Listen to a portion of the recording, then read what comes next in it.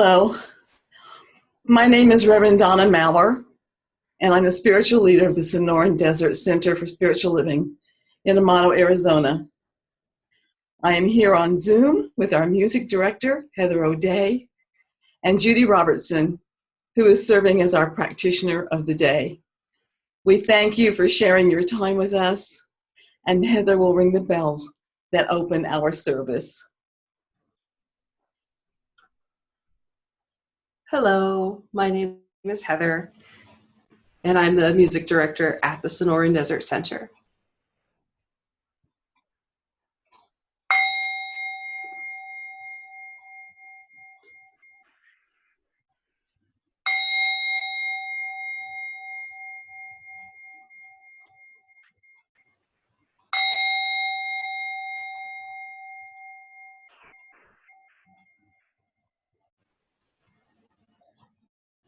Hello.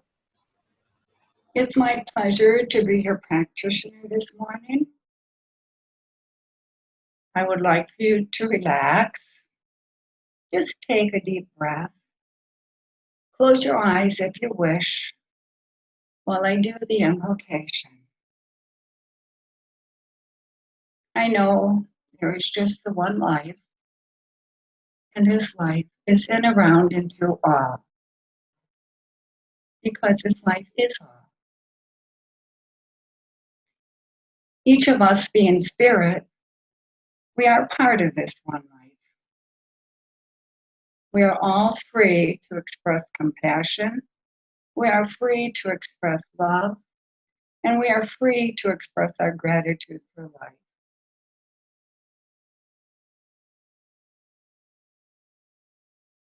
Our love for each other and for God is so strong that nothing can ever sever it. And God, who is love, is who we are and is who we will always be. And let us affirm that now as we say together, and so it is. Namaste.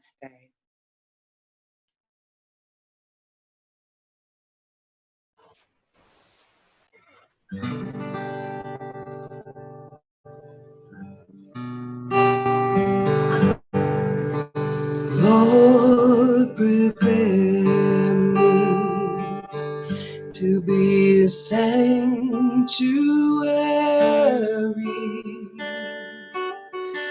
pure and holy, tried and true, with thanksgiving. I'll be a living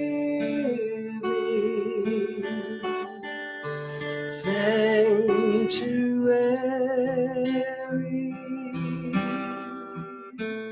for you. Lord, prepare me to be a sanctuary,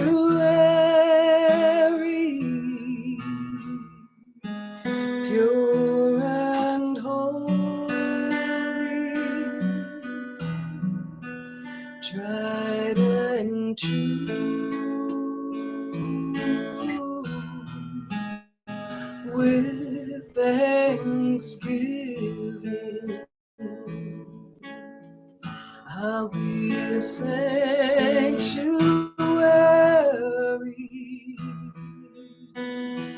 be a living sanctuary for you.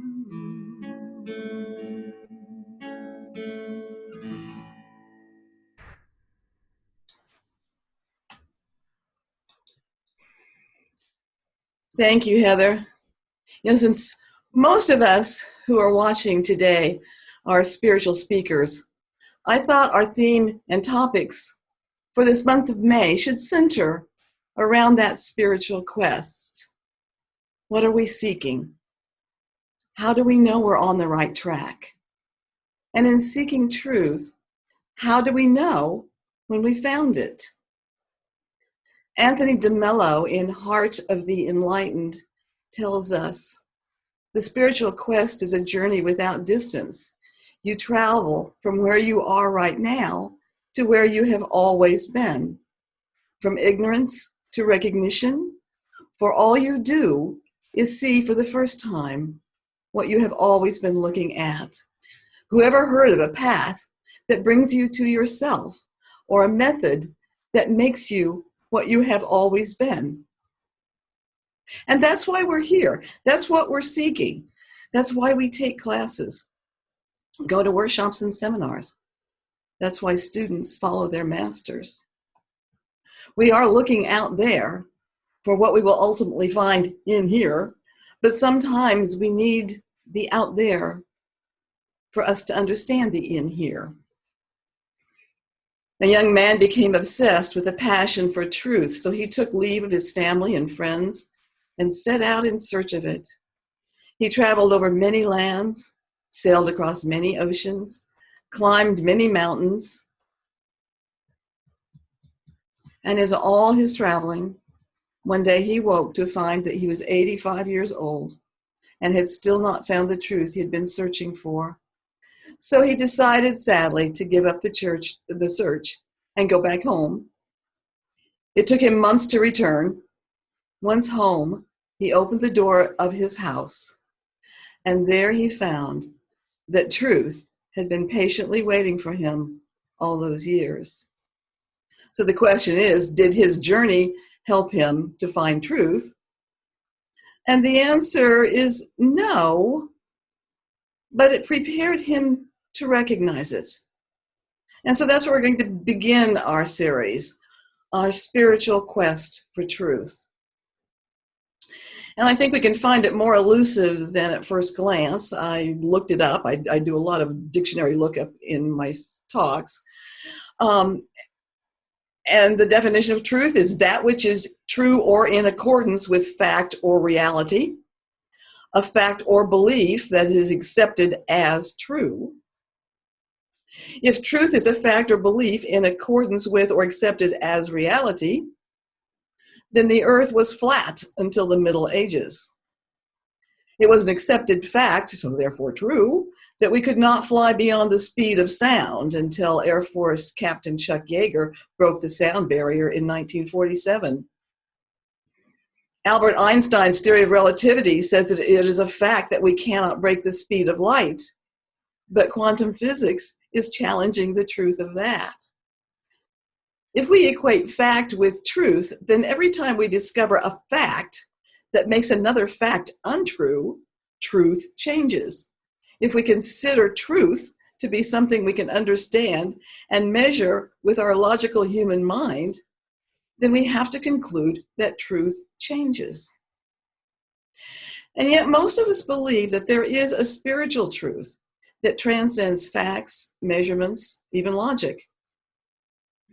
This spiritual truth transcends our world of duality, and it cannot be defined. Just as Lao Tzu said of the Tao that can be named is not the true Tao, the truth that can be measured and defined is not the spiritual truth. And yet, while defining spiritual truth may be impossible, experiencing it is not. We know it when our innermost being says, aha, that's it. But the moment that we try to tell someone of our experience, we find we have no language. As Rumi says, out beyond ideas of right and wrong doing, there is a field. I will meet you there when the soul lies down in that grass. Ideas, language, even the phrase each other doesn't make any sense. And that's because spiritual truth is the experience of oneness, of no separation. It's been felt and understood by mystics from every age, from every culture. They all have the same message, couched in the language of their time and customs. Their methods may vary, but their ultimate realizations are identical in content.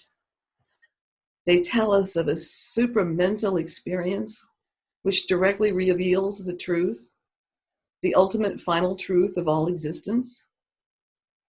The Upanishads, oldest written records we have going back over 3,000 years, and from an oral tradition that could take us back as far as 10,000.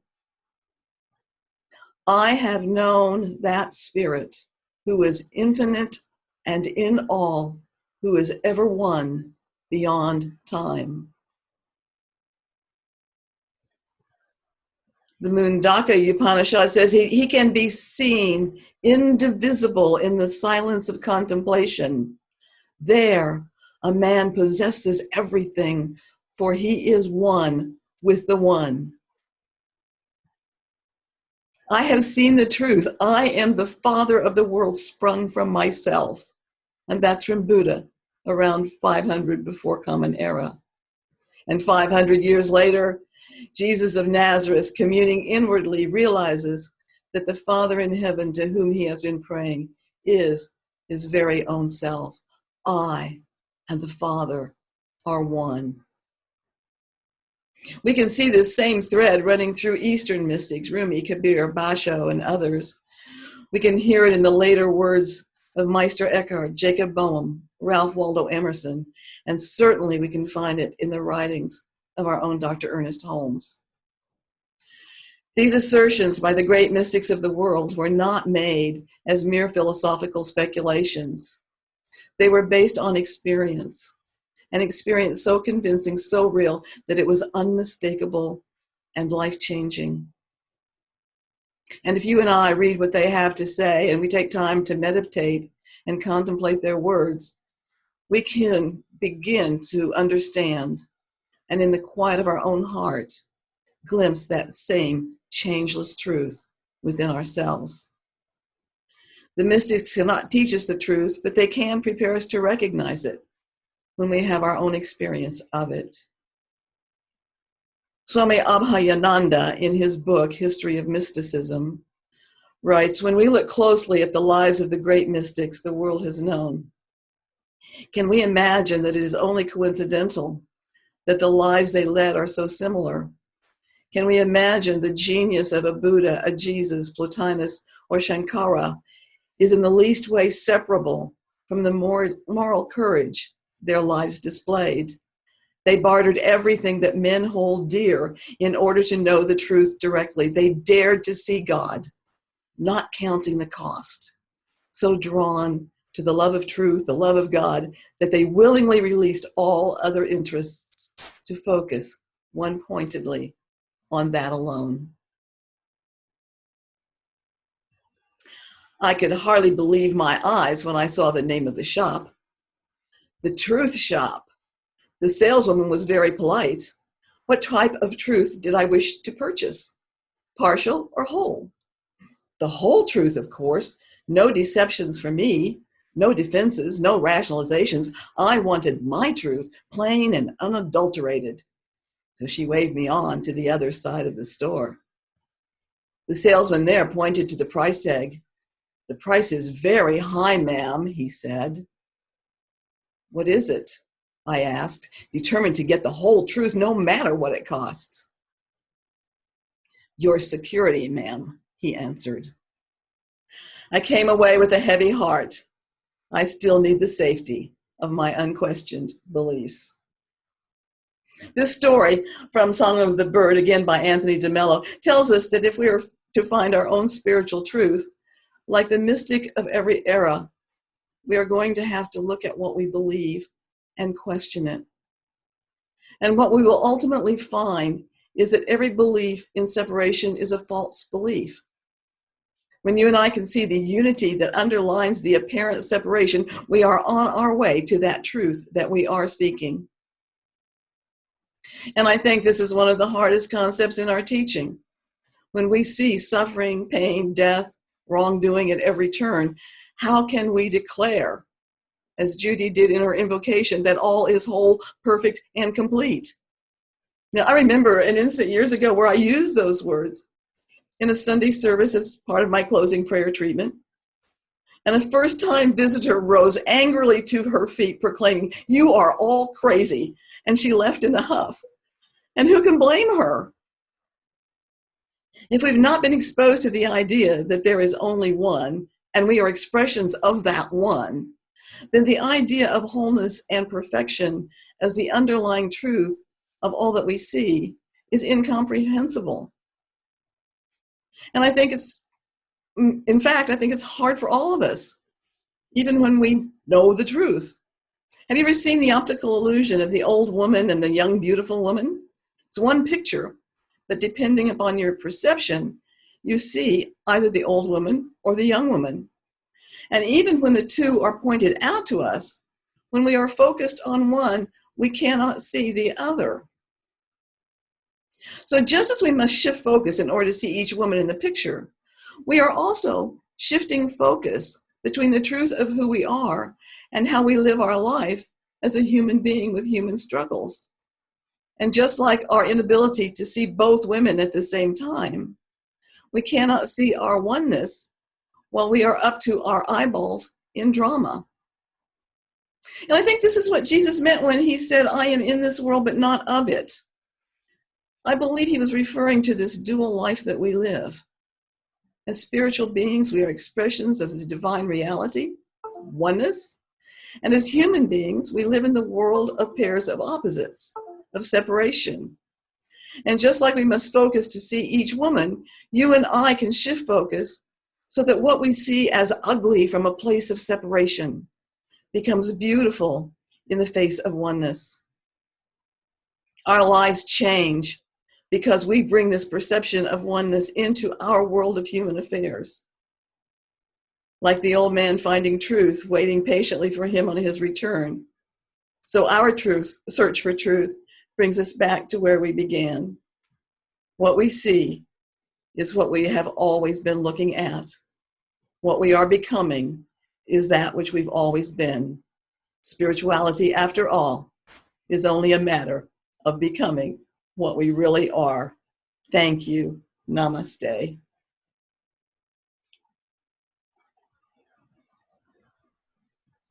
Thank you, Reverend Donna, for your words today. I wrote this one a couple of weeks ago about this little journey, contemplation. It's called meditation.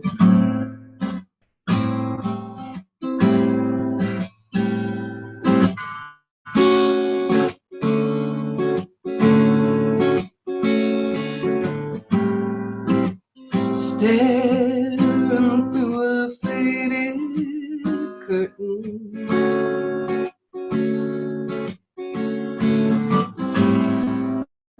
creepy and withered like leaves. Time moves so slowly when learning not to go so fast.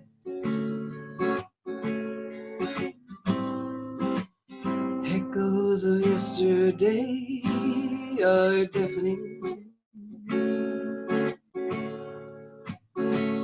I sit alone, gazing at the street, sidewalk sleeping.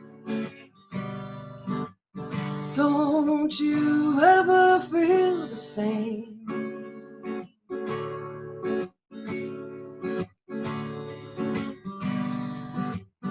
Nothing is the same as it was,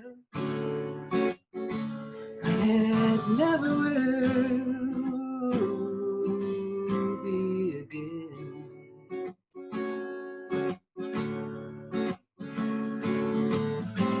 Testing, testing, sending my signal clear. Wishing it wasn't so hard to hear. Well, the waiting world is stepping in and slipping time.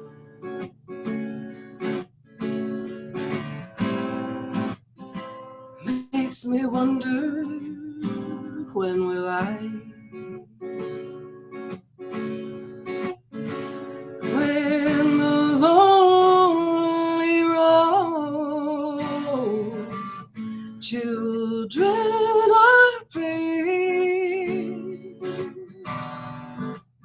but I'm afraid to walk out the door.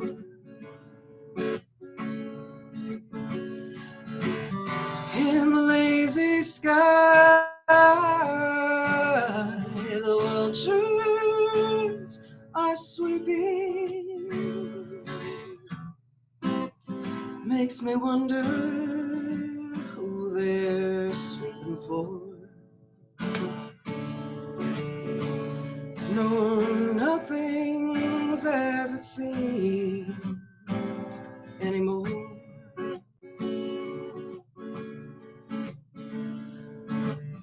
Nothing makes sense anymore. Well, I sit here alone, gazing at the street, sidewalk sleeping. Don't you ever feel the same?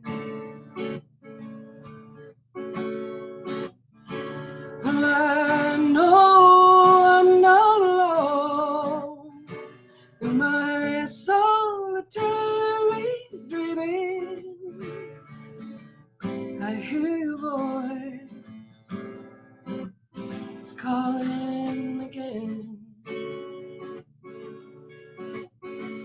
Well, I hear your voice, it's calling again.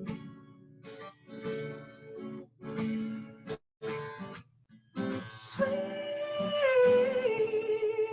softly moving. Sweet, softly moving. Hear your voice, it's calling again.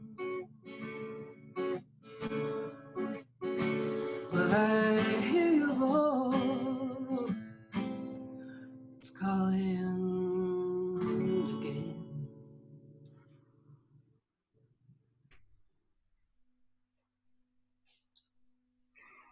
Thank you, Heather. And thank you for joining us today. We would like to continue our messages and would appreciate your financial support.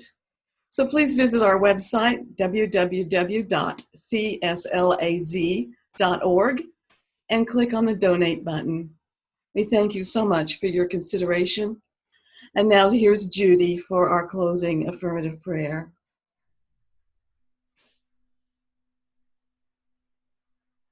We thank you so very much for sharing this time with us this morning.